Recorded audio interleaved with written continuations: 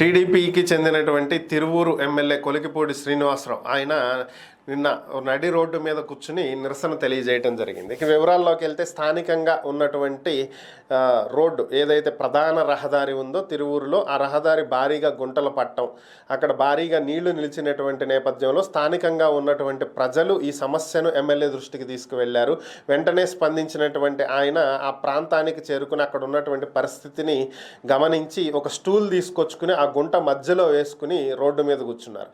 MLA road మీద కూర్చున్నటువంటి నేపథ్యంలో పూర్తిగా ట్రాఫిక్ స్తంభించడం, అధికారులందరూ అక్కడికి చేరుకోవడం జరిగింది. అలాగే స్థానికంగా ఉన్నటువంటి రోడ్లు మరియు భవనాల శాఖకు సంబంధించినటువంటి అధికారి గాయత్రి, ఏఈ గాయత్రి గారు అక్కడికి రావటం జరిగింది.